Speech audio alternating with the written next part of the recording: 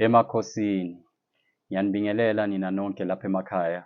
All you valuable viewers of Kemi TV, all you subscribers, yini engiqhubekayo ningithumela ama-message uma ngingakhiphi content ningibuza ukuthi mkhulu usaphila na? Noma sebakuthola abantu bey'mpande ezimnyama. Cha, ngisaphila, ngisasekhona gogo, ngisasekhona mkhulu. And I welcome you guys to another episode of Kemi TV. Bakwethu, today I just needed to cover, let's call it a brief topic.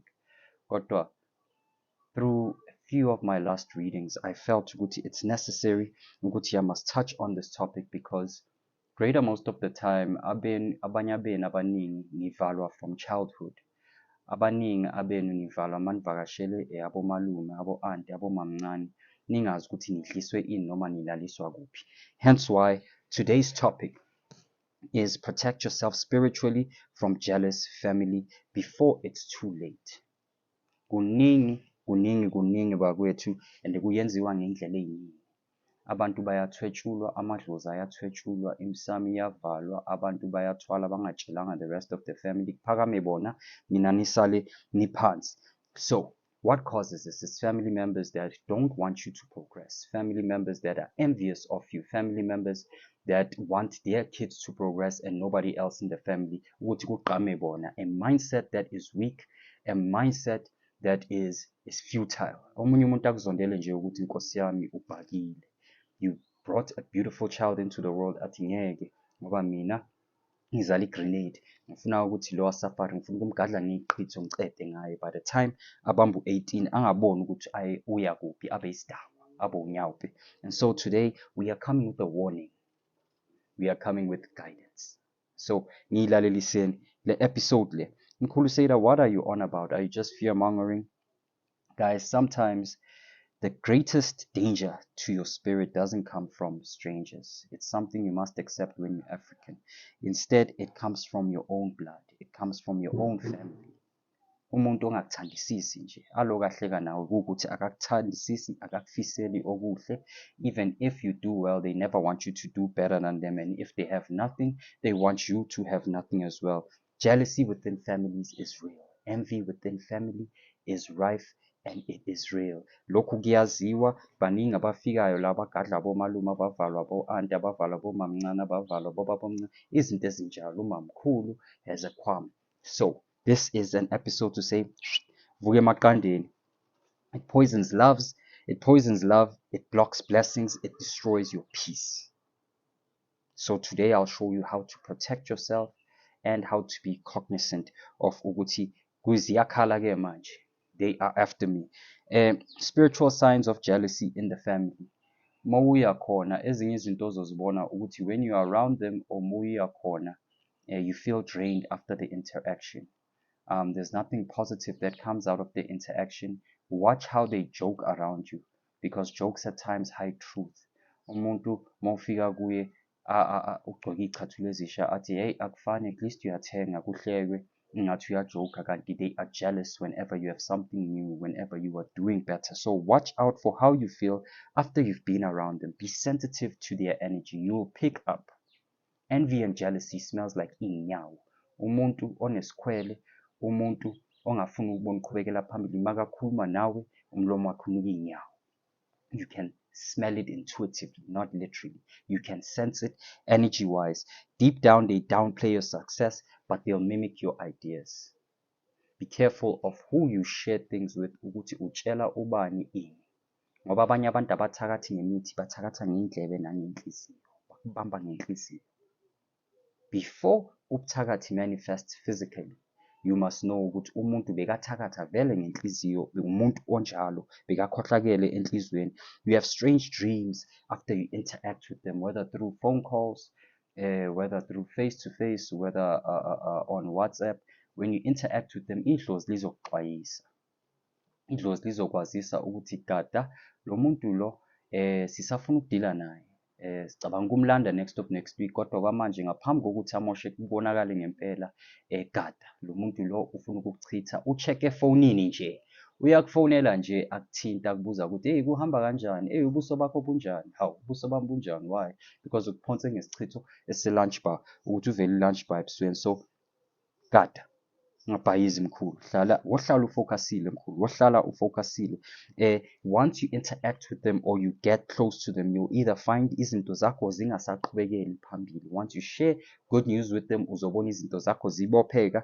You'll see yourself starting to fall ill. Once they visit you impawu efanayo, mabangenile bake bafika nje ekhaya, within that week izinto ziyaphambana, izinto ziyahlangahlangana.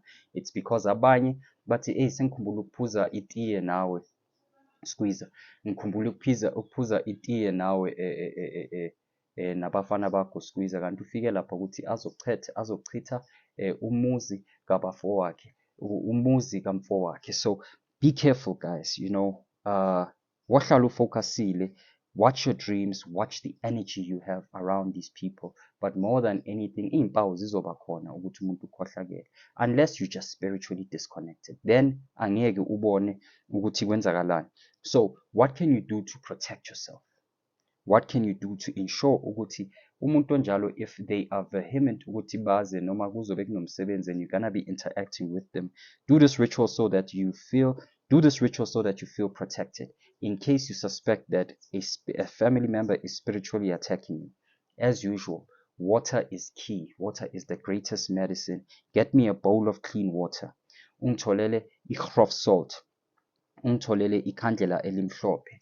And once you have those things, uhlanganise ne-holy ash. You will then mix that into a bowl and uzosho ukuthi ngiyasihlambulula, ngiyageza okunye nokunye ekufike kwashiya la ngokomoya nangokwenyama.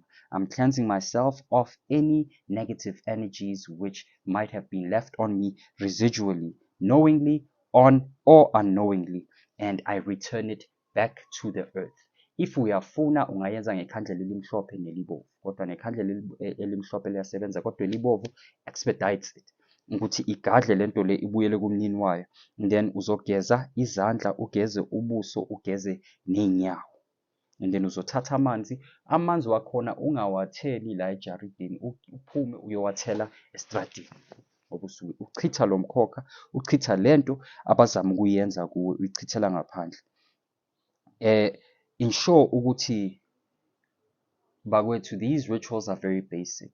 If need be, thola iy'ngcabo. If need be, get beads for protection. Get some sort of protection, imithi to cleanse yourself, iy'washo to cleanse yourself. Reach out to Mkhulu Seda, usho ukuthi Mkhulu, I think I have a problem here. What can you assist me with? Ngizokuthumela umuthi Mkhulu. Angimind ukuqhaqha izinto zabathakathi. I thrive off of that. I really enjoy it.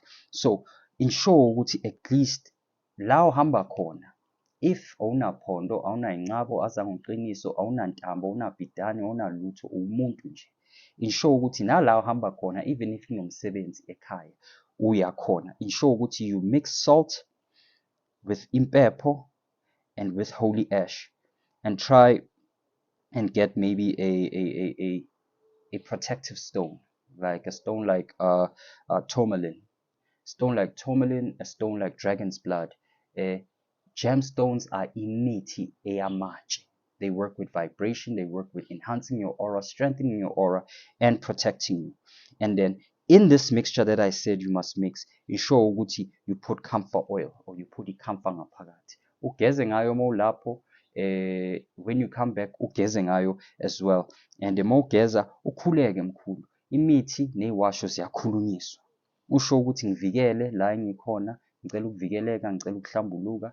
Lokhu abazama ukukuzama, if khona abakuzamayo, ngicela ukuthi ngivikeleke ngokuphelele. If need be, bakwethu, cut ties. It's not a sin to cut ties with family. Yebo, people say and family will hold you down. No, not all the time. Some of you come from a family that is rife with dark emotions. So cutting ties is okay. Ukungaphindi ukhulumise umuntu is okay. Whether in friendship, whether in love, especially in family, because family you will eventually have to meet them, whether kunomsebenzi kunomngcwabo, but cut ties. Keep your distance. Why? Because if somebody continues to harm you spiritually, despite you showing them love, that means they have no love for you. It's better to create distance and to have silence between you. It is a protection.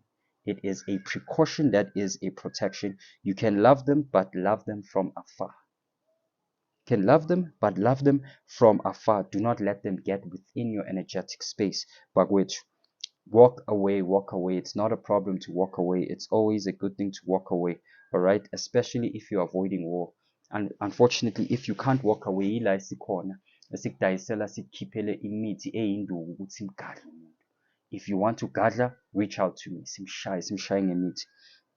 Right, and petition the ancestors for protection before you interact with them or before uya kubo. Usho emsamo usho ukuthi madlozi aphakeme nini nakasibani ngicela ukuthi ningivikele kubo bonke abantu abanesikhwele. Can you please protect me from everybody who has no good intentions for me, from everybody who is jealous, from everybody who is envious, and from everybody who does not want to see me prosper and who would harm me even to not see me prosper. Abantu abangangilimaza ukuze bangangiboni ngithuthuka, ngiphumelela, ngiya phambili.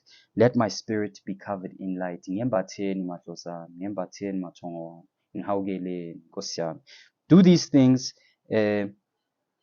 Follow the previous rituals that I've given. Go into my old videos, zilaphe wena, free muti recipes. Skandeli zinto. Spiritual hygiene is God. Spiritual hygiene is godly. All right. So, kumbule loko. Now, if you've ever experienced jealousy, you don't have to name drop, or envy. You don't have to name drop, but go into our comment section. Tell us your stories, ukuthi how it was like in your family. A, B, C, D. Comment below. Ukuthi ubone ukuthi awukho yiwani. Yinto esibaningi esidila nayo. Igedla lamashishishikili leli inyanga yamakhosi. Guys, here's my social media. YouTube, Akana Temple Kemi TV, or you can just type in Kemi TV. You will see the logo of Akana Temple. On TikTok and Instagram, Kemi TV. Follow me. I'll be dropping new, different content on these social media platforms. Not the same content, but still in alignment with the content on Kemi TV. Spiritual war doesn't always look like witchcraft, but it might have witchcraft. So, if you see somebody who smiles but carries a knife behind their back, wohlala ufocusile mkhulu. Wohlala ufocusile ukuze impilo yakho ingavaleki, ungabi nenqubekelo phambili. For consultations, face-to-face or online, or any other service, 061 178 1304. 061 178 1304. You should see the number on there. For anybody who wants to make payments to an account, that's the account that you use, an FNB account. I would not be giving you ixwayiso, free rituals and guidance if bengangithandi. Ngithanda nonke ngothando lukaMveli Nqangi. Emakhosini.